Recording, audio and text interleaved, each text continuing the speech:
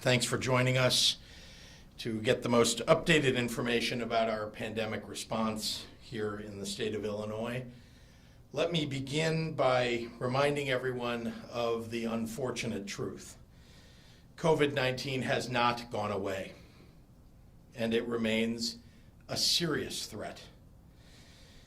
You watch your online news feeds or TV without seeing reports of record cases and deaths across the United States, then you're missing something, because we see it in places like Florida and Texas, California, Arizona, and Alabama, and other places. And we're seeing positivity rates rising and at new heights in our neighboring states of Iowa and Indiana, Missouri, Kentucky, and Wisconsin. Illinois' careful reopening and conscientious people who are mask-wearing, social distancing residents of our state have kept our positivity rates at around half of our nearest neighbors, 1/6 of Florida's, and 1/5 of Texas. But let's not forget that it doesn't take long at all to reverse all of our gains and for a trajectory of success to be turned on its head. COVID-19 knows no boundaries, and the United States is one indivisible nation. If there had been one national strategy employed by our federal government, like a national mask mandate, perhaps things would be different. But that hasn't happened, and we can't rely on that possibility. In the meantime, Illinois has set policies for itself, and we've seen real progress over these last 4.5 months. But our numbers now appear to be gradually rising, and that's very concerning. Today, we're reporting nearly 1,600 new confirmed cases of COVID-19, our highest in the month of July. I will remind everyone that we look at these numbers via 7-day rolling averages and not one-day totals, but a rise is still a rise, and it is on all of us to bring these numbers down. There are those who mistakenly think, no problem, you can't eradicate the virus, and our numbers are so low, we don't need to do anything about it. To them, I would say that in every one of the states like Arizona and Florida that are in full-blown crisis right now, it started with a gradual rise in the numbers. The best doctors in our state, who are some of the best in the nation and the world, tell me that a gradually rising positivity rate is exactly when the exponential factors can take over. You can go from 3% positivity to Arizona's 23% positivity in the blink of an eye. We've been there. Let's not let that happen again. And let me also say to virus deniers, this virus is not a blue state virus, and it's not a red state virus. The deadly nature of this virus is not a hoax. Choosing to go out in public without a mask is not a political statement. Going out without a face covering on endangers the other customers at the grocery store. It puts your friends and your family at risk. There's nothing political about that. It demonstrates a callous disregard for the people in your community and in your county and in our state and our nation. The enemy is not your mask. If you're not wearing a mask in public, you're endangering everyone around you. So the enemy is you. Yesterday in the Metro East region, I sounded the alarm on the region's 7.1% rolling 7-day average positivity rate compared to the state's overall 3.1%. Outside of Metro East, the rest of our 11 regions all fall below 5%, ranging from 2.2% in Region 6, Eastern Illinois, to 4.9% in Region 7, Kankakee and Will counties. As IDPH Director Dr. Ezike and I announced last week, the state will take immediate action to impose additional mitigations if a region crosses over the metrics that we set. And Metro East is coming dangerously close to that. So I have spoken with local leaders, and I've asked them to clamp down on the outbreaks where they're occurring so that the state won't have to step in. We're now testing record numbers of Illinoisans, and we've brought our overall positivity rates down to low single digits statewide from a high of 23% in early spring. If that number pushes back up past 8% in any region, that's a problem of local businesses and residents not following mitigation strategies. Contrary to what the president says, more testing does not cause rising positivity rates.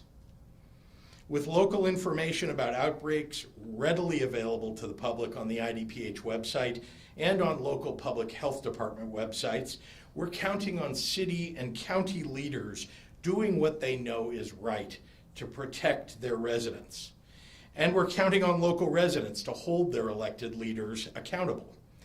Demand that they take action early so that regions don't have to undergo the challenges of staying at home or closing local businesses again. If it sounds like I'm taking this extremely seriously, it's because I am, and you should too. It's imperative that we hold on to the success that we've had against this virus. We've made tremendous progress since we launched this battle just a few months ago. To begin with, Illinois has built one of the largest testing programs in the nation. Since our last update just a week ago, Illinois has set a new record, surpassing 40,000 tests in 3 of the last 7 days. Volume at our drive-through sites is up 53% since July 6th, and we are expanding to more lanes at high-volume sites and bringing on larger lab capacity to ensure results are returned as fast as possible. We have over 280 testing sites around the state, including over 100 federally qualified health centers that will serve anyone, regardless of insurance status. Find the site nearest you at dph.illinois.gov/testing. Critical to maximizing the efficacy of testing is contact tracing.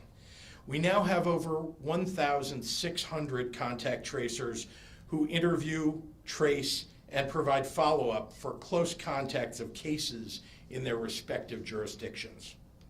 57 of our local health departments, about 60% of them, have been granted $50 million in contact tracing grants, and there's more to come.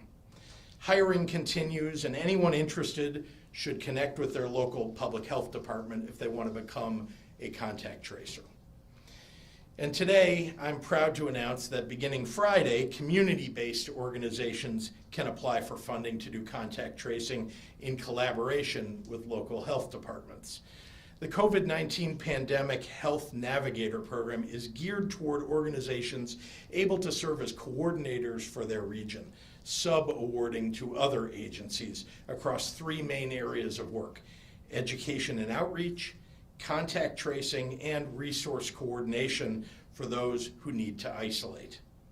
Because Chicago and its immediate suburbs are running their own community programs, these grants are focused on regional leaders outside of Cook County. Of course, most important to our ability to minimize outbreaks is the efforts of everyday people to do their part. If one of our statewide force of 1,600 contact tracers calls you, please answer. And there's more that you can do by reminding your neighbors, your friends, your family to wear a mask when they're in public. Stay away from large gatherings. Maintain physical distance. Wash your hands. Test regularly, and continue looking out for your fellow Illinoisans. I have every faith in our ability to get through this and come out stronger on the other side. Before I hand over the podium, I want to address a few additional issues related to our COVID-19 response. First, unemployment. Across the nation, state unemployment systems have been overwhelmed by the unprecedented need brought on by this pandemic, and Americans in every state have paid the price. Here in Illinois, we're taking every measure to expand our processing systems and expedite benefits. And while that work is ongoing, every day that a resident's earned and deserved benefits are delayed is one day too many. Unfortunately, that's just the tip of the iceberg with our national unemployment framework. This morning, the Illinois Department of Employment Security announced that we've uncovered and are investigating a nationwide fraud scheme impacting each state's federal pandemic unemployment assistance program. The department is working alongside federal law enforcement to investigate, pursue, and prosecute those who are involved in these illegal schemes, which are occurring in nearly every state. I want to ask members of the media to help spread the word that an individual who has not filed an unemployment claim, but has received a debit card or an unemployment insurance letter in the mail has likely been a target of this fraud. Federal authorities have informed states that your personal identifying information may likely have been obtained in prior breaches of corporate or other databases, like the massive Equifax breach. That means it's possible that your personal identifying information was used in this scheme. If you received a letter from IDES or a debit card but did not apply for unemployment, please contact IDES at 800-814-0513. If you received a debit card in the mail, do not activate it. It's also highly recommended that you check your credit report for possible suspicious activity. Again, this is a problem being experienced all across the country right now because the national program was poorly designed and susceptible to fraud. But I can promise Illinoisans that our state government and law enforcement authorities will do everything in our power to support anyone who's been affected by this system-wide failure. I also want to provide an update for our residents who are at risk of losing their housing because of this pandemic. Since March, we've protected millions of Illinoisans by banning residential evictions. Today, I'm extending that moratorium through August 22nd. I take this step today because I want to ensure that we have support in place for those who are most vulnerable.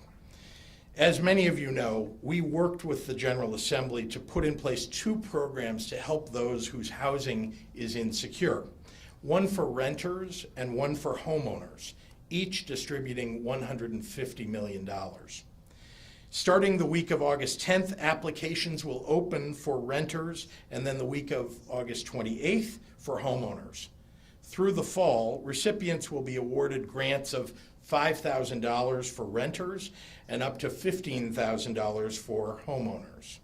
And meanwhile, we continue to explore partnerships and ways that we can provide additional support. For many people, their ability to weather this crisis hinges on their ability to keep a roof over their families' heads.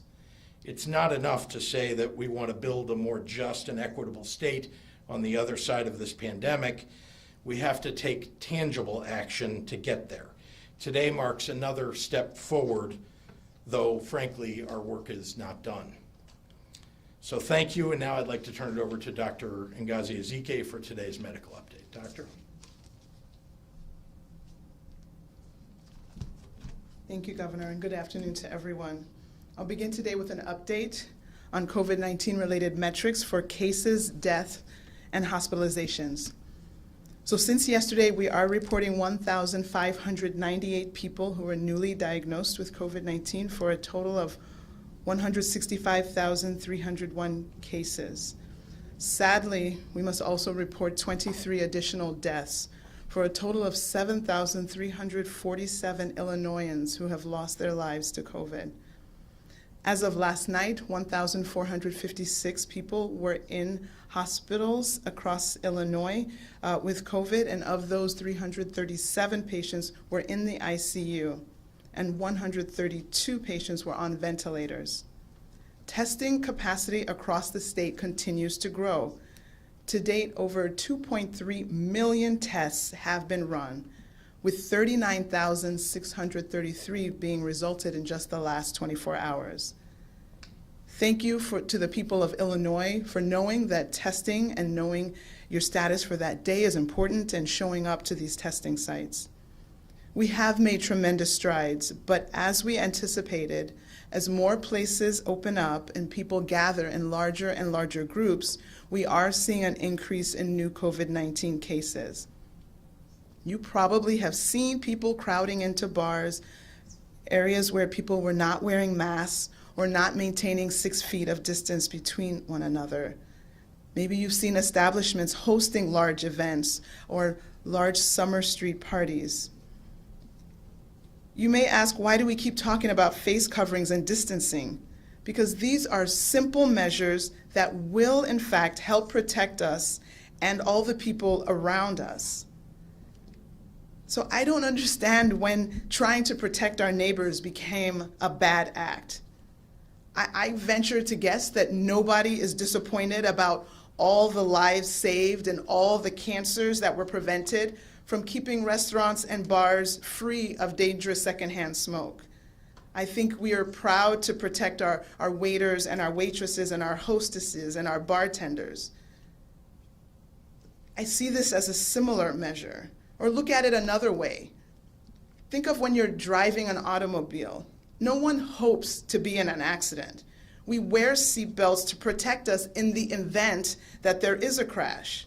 Seatbelts are used universally to save people in vehicles from harm or death. And we have a chance to do the same thing with masking and distancing. So what's the controversy? Not wearing face coverings, not social distancing, is what will take us back to the era that we were just a few short months ago, where we were reporting hundreds of deaths every single day. Each community is different, and what works in Rockford may not work in Taylorville. What works in East St. Louis may not work in Chicago, but there are certain things that are universal, and that's simple masking, face coverings, distancing, and washing our hands. Those are basic and universal. After those 3 W's of watching your distance, washing your hands, and wearing a face covering, the rest is not so formulaic. And so we're going to work region by region, community by community, to figure out what additional steps are needed. But the more people dismiss the science that says social distancing and face coverings work, the more cases we'll see. The more cases we'll see, the more dangerous it will be for people as they're trying to go back to school. It's up to every individual, each business, every community to uphold these very simple strategies to do what's right. Please wear a face covering if you're going out to dinner. Businesses, please require customers to keep 6 feet of distance between each other. Please require the use of face covering. Communities should take aggressive action when they see an increase in cases. That might be reducing the number of people that are allowed. There may be certain businesses that have to be suspended. Communities know best what activities and what behaviors that they are seeing that are resulting in the additional COVID cases. And we're trusting on the communities to help us identify the best ways to stop the continued spread. This is not about restricting freedom. This is about decreasing the transmission of this virus, which ultimately saves lives. It's that plain, it's that simple.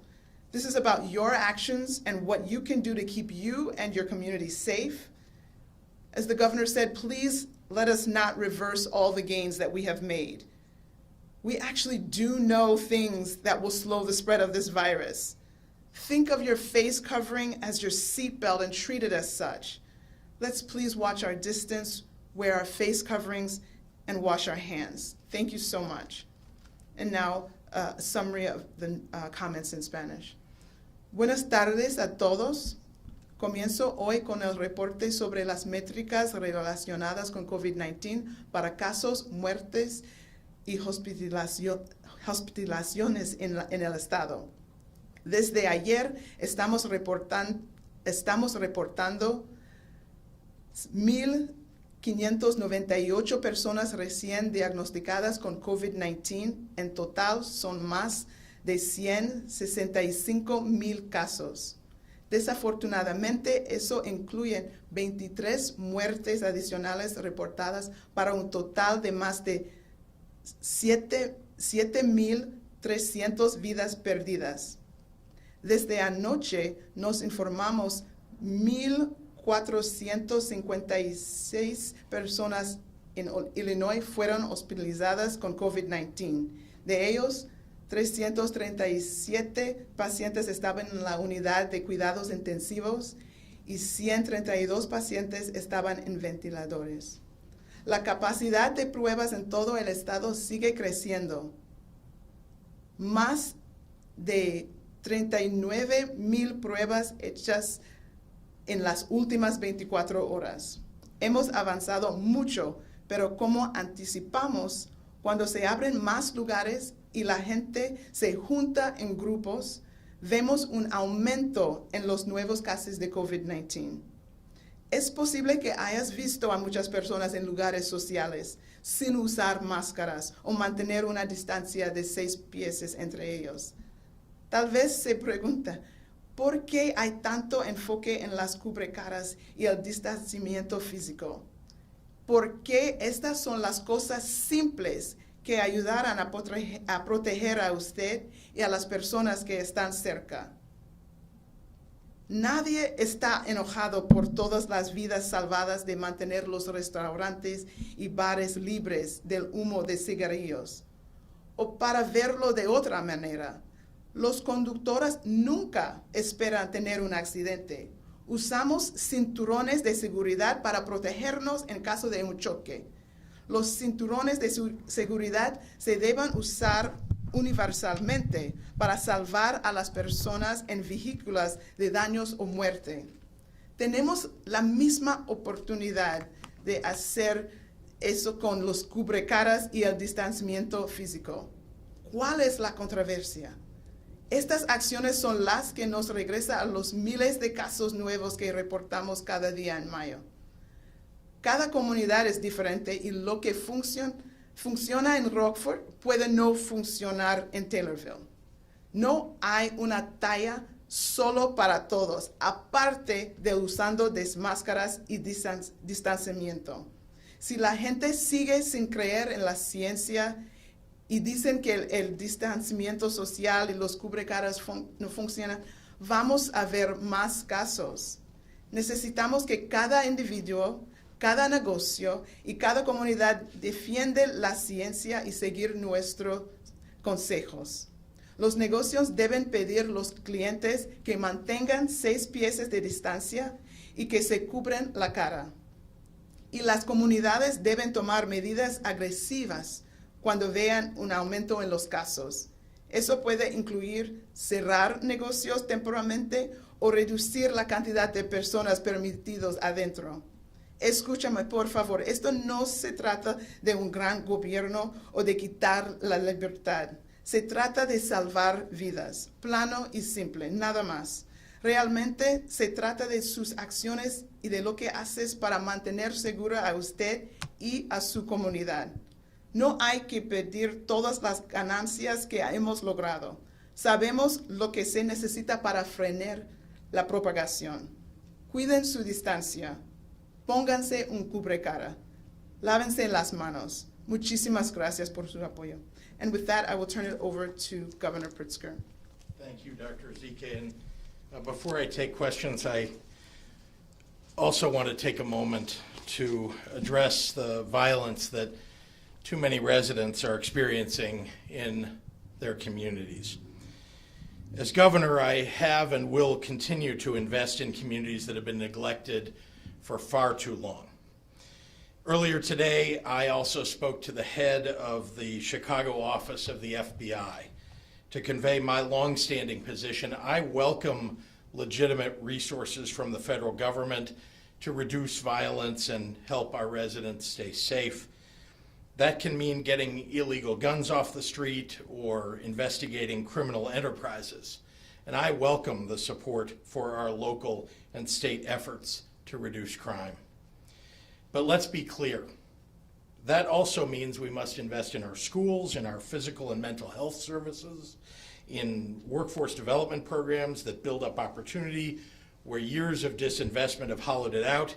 If you want to fix a problem, you start with the roots of the problem. But what I will not stand for are efforts that undermine civil rights and civil liberties like what's happening in Portland, conducted anonymously under the cover of darkness and with no transparency. Any effort from the federal government to undermine the basic freedoms this nation has, in its best moments, aspired to protect, will be met with resistance from this state government.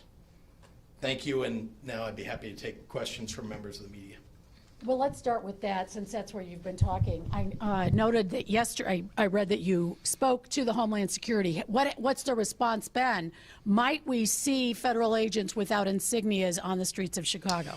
The acting secretary of Homeland Security did not return my phone call and said that he would not over the next 48 hours. So that's what happened in that call yesterday. I have worked tirelessly over the last few days, speaking with not only the mayor but the attorney general to coordinate activities that we might engage in if we need to push back on some force of the federal protective services that might arrive, the kinds of forces that are on the ground in Portland. And so we're talking about that, working that out. We are hopeful that that will not be the case. We know that the ATF, the FBI, the DEA are coming to and are in Chicago, engaged in activities to help our local law enforcement. The state police are engaged in that. Chicago police departments across the state, in fact, are engaged in that. And that seems legitimate activity to go after criminal enterprises. And I encourage that. We need to get violence and criminal enterprises shut down. But it's this other thing that's going on where people are wearing camouflaged uniforms with no identification about who they are, claiming to be protecting federal buildings when in fact they're going blocks and blocks away from federal buildings to do things like throw people into vans and arrest them without telling them why they're being arrested, and then keeping them for hours before letting them go. That is not something that is acceptable in the state of Illinois or the city of Chicago. Governor, how close are you to reimposing some restrictions in Illinois? You can talk a little bit about your thinking on that. Are you looking at just another day or two of rising numbers might cause you to pull the trigger? Well, we're not going to be arbitrary about this. We put a plan out there just last week to show what we would do. It would be on a regional basis. And if in any region, and I specifically called out the region that includes Metro East, St. Clair County, Madison County, Randolph County, and so on, there is a significant rise there, or at least they have had this increased case number and positivity rate for some time now. This has been going on. Part of that is because the positivity rates in Missouri are so much higher than they are in Illinois, and people who live in that area often cross the bridge, go into St. Louis and other places in Missouri. And so we are working with the local authorities there, the local elected officials, to have them go in and impose mitigations locally, because regions include a number of counties. We don't want any one single county to drive a whole region, for example. In this case, it's several of the counties within that region. So we're going to continue to work with them. There are lots of mitigations that we put forward last week that include things like reducing or eliminating capacity indoors in bars across the state. It includes things like questions about adult and youth sports leagues that are ongoing this summer, and what we've seen and whether we need to cut back on that. There are lots of listed items there that you can look at to see what it is, what the menu of items are that we're looking at. And it'll be slightly different in each county, and I think the doctor said that as well. So I hear you saying, kind of raising the alarm here about the increase in cases, obviously. Yes. When you look at Wisconsin, when you look at Indiana, when you look at Missouri, we are increasingly surrounded by states that have sharp increases. Why not have or consider a statewide quarantine? I hear what you're saying about regional county, but if our state's at a location where we've made some progress, is there a way of protecting the state? So let me begin by doubling down on what you just said, which is every state around us has either double or triple our positivity rate. So this is challenging for us, right? And we don't live in a country where you close the borders between states. And we're not going to stop people who live in Illinois and work in Wisconsin from doing so. And you can't ask somebody who crosses the border every day to go to work, who's following all the mitigations that we've asked, wear a mask, wash your hands, all the things that we've asked them to do. They're not gathering in large groups, but they go to work every day. You can't ask them to quarantine for 14 days at a time. So that's not something that we really can do. We have a lot of border counties in Illinois where people on one side or the other of the border regularly cross because they have family or because they work on the other side of the border. So instead, what we need is for Illinoisans to do, frankly, what most people have been doing, but we just need everybody to pay close attention to this. If you're not wearing a mask, you're doing it wrong. You have to wear a mask. If I told you you could take a pill that would reduce the likelihood of you getting COVID-19 by 80%, wouldn't you do it? It's safe. You would do it. And that's what happens when people wear masks. We reduce the likelihood of transmission by 80%. Let's just do that. We are going to get to the end of this. It appears there's progress around vaccines and treatments, and it may take months though. And in those intervening months, we don't want people to get sick and die, and we want to make sure we keep Illinoisans safe. People can do it for themselves, and we're encouraging local officials to shut down things, for example, like we're aware of a party bus company in Metro East where people get on and they go from bar to bar to bar. Well, guess what happened? Somebody on one of those party buses either contracted it along the way or had it when they went on a party bus and spread it to the locations that they went to. So the local officials have to be asking themselves, how do we cut down on the spread? Well, one way to do that might be to, first of all, completely disinfect all the buses. Second of all, make sure you've got social distancing. Third, possibly shutting down those party buses. You talked about contact tracers. Yes. And so far you have 1,600. We do. Is the state hiring more, or will those hires be locally? And is the contact tracing giving you lots of info? It is. So thank you for asking, because we're proud of the work that's being done by the contact tracing effort. It is being done at the county level or at the local public health department level, including in the city of Chicago, including in Rockford and so on. What we're doing is providing guidelines and grants for each of those 97. I know we have 102 counties, but we have 97 local public health departments, and each of those responsible for their local area has applied for these grants. As I said today, 57 of them have been granted so far, $50 million so far, to hire people locally. And they've been doing it, frankly, for some time anyway. They understand they need more contact tracers locally and that money's on the way. Many of those county public health departments are also taking people from other positions within their county public health department and moving them to contact tracing in order to beef up their ability. Progress has been good. Of the cases, of the contacts that are identified, they're so far reaching about 61% of those within a reasonable period of time. We've got a lot more work to do because we have people who are contacts who are not offering, who are cases, who are not offering all of their contacts or have made themselves unreachable while they are recovering. And that's a challenge for us. We need people to volunteer information to help us keep other people safe. So we're working on that, and we continue to build up the contact tracing people. Remember, they're not just doing contacts, not just phone calls to people. There's also follow-up. When somebody is contacted and you're told that you have come in contact with somebody who's tested positive, you're asked to quarantine.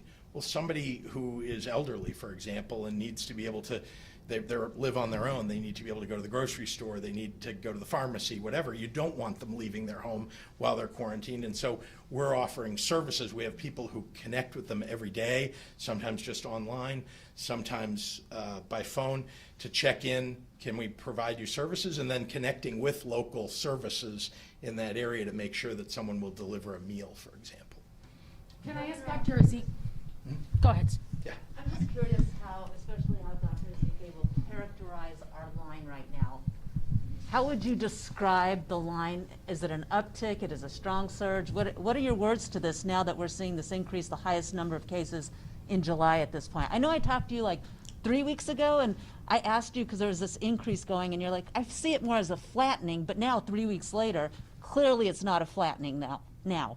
Yeah, so we have seen an increase in cases, and I know people, some people say, oh, it's just because there's more testing. There's a way to look at that. Actually, if you do more testing, your positivity should actually go down the more testing you do. So for it to even stay about flat suggests that there's increased transmission. So yes, we're seeing increased transmission. Some of it was predictable. As we opened up more, we have places at 25% capacity, 50% capacity, places that were completely closed, personal services, all the kind of movings and goings on, going from groups of 10 to groups of 50. Of course, we can imagine that there's more opportunity for the virus to be spread, and in fact, that has been the case. And so we needed to have the opening and the increased ability to do more things. We needed that to be coupled with like 100% masking and distancing. And so I think our rates are probably high, but we really need like full 100% compliance to really try to keep our rates where they were or keep them lowering. So we're entreating, we're asking for the public to continue supporting us with that, encourage people who aren't doing it, why they should. We need everybody to be on the same page for this. And if I may just add, sorry, to that, Dr. Zike hits it the nail on the head as always. People need to wear their masks. I mean, there's no doubt about it. We need increasing masking, not decreasing. And we're never going to get to 100%, but that's our goal anyway. We want everybody to wear a mask, everybody who's medically able and old enough to be able to keep a mask on. But the other thing I'd point out is that as you open things up, what happens is some bar owners, for example, go beyond the capacity limits that we've allowed. And that is when you really run into trouble, because it's already difficult enough in bars. People are not masked, you're drinking. Guess what, your droplets are greater because you're drinking. And people tend to be yelling or shouting or speaking louder than they normally do because there's music playing. And so there's greater risk. And that's why we've kept the capacity limits where they are. But when people don't abide by those, when bars don't abide by those, it really creates a problem. And that isn't the only place. I'm not just calling them out, but I just want to be clear that just opening up doesn't mean that we're going to have a problem. It's opening up and then having people not abide by the rules and understand that opening up means having a greater attention to wearing a mask. Yes. In today's press release, there is a note at the bottom. It says, following guidance from the Center for Disease Control and Prevention, IDPH is now reporting both confirmed and probable cases and deaths. Tell us about that. Can you explain that to me? Is that new? And if you're now reporting confirmed and probable, what about all the past cases? Is this always been going on? Am I misreading this? Yeah, the CDC started putting those metrics up, the probable cases. I lose track of dates in COVID world, but I think it's been more than 3 or 4 weeks that they were going to put up probable cases, and so they're asking us to put forth the probable cases. Probable cases are people who were probably contacts of a confirmed case that then developed similar symptoms in the time frame that would suggest that, in fact, this person had COVID, you lived with them, we didn't test you, but you had all the symptoms, and you had this direct epidemiologic link, you probably had it too. So those are the probable cases. So if the lab wasn't done for that second individual, but all signs point to being this was COVID, then that's a probable case. And so the CDC has been asking us to put probable cases. We're trying to put that to be with them. We don't have, in the beginning when we didn't have all the testing, right? We know that there were many cases where we would say, yeah, don't even try to get a test. This person had it, you probably have it, just stand down. If you get sick, go to the hospital, but just stay sequestered, stay isolated. So there's lots of probable cases that are not in our total. You are correct. Doctor, can you go through? Yeah, I'm sorry, but not in the totals from the past, right? And what's happening now is there are fewer and fewer people who just, there are fewer and fewer people who just have the symptoms, who don't get tested, right? Everybody, now testing is widely available. It wasn't widely available before. It is now widely available and free in many locations. And so people who are contacted who say, I have some symptoms, right, they can get tested, or they might just isolate and are being contacted by the local public health department. But more and more people are getting tested on their own, just choosing to. Can you talk, I know you've dealt with the Metro East area. Now I'm curious with positivity rates in the regions that you have now, the Chicago region, Cook County region, and then the suburban regions too. So how are those looking? I know you focused a lot on Metro East, but I'm curious to know, in our viewing area, how that is shaping up too. It's around 2 to 5%, basically in all of the viewing area, the collar counties. I don't know exactly who's viewing you, but all the collar counties and in Cook County, all those regions, and I mentioned it briefly in my remarks, but somewhere between 2.5% and 5%. Yeah. Speaking of masks, the president last night made some news by urging Americans to wear a mask, something he's not said directly as much as he did last night. Yeah. What's your reaction to that, and how important is it that the president say that, you think? It's never too late to learn what the right thing to do is. And so I'm very glad that the president did that. I think there are probably a lot of people who follow his every word and now understand that that this is the right thing for them to do. We want everybody safe.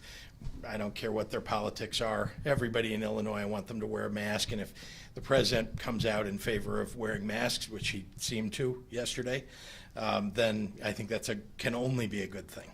Yeah, and I'm sorry, you had another piece of your question. Yeah, okay. On the unemployment? Yeah. The unemployment that you found fraud? Yeah. Folks that might have gotten that debit card and said, oh, wow, wonderful, and went and used it, might they have to repay?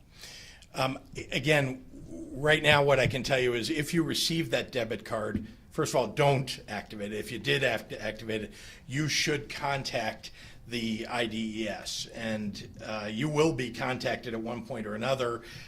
Presumably the federal authorities are identifying those people who aren't actual applicants who received that, and so the people will be in contact with them, and people need to know that they shouldn't take encouragement from the idea that they got a debit card. And as you know, your debit card by itself needs to be charged with, there needs to be dollars in the account before you can actually use it anyway. So. Briefly, how does this scam work? What were they doing? So it appears, and I'm just giving you what my understanding is now, it appears that in past breaches, we've all heard about these mass breaches of systems of corporations, and then they warn you, go get your credit report and so on. Many people don't do that. Many people don't respond properly to that.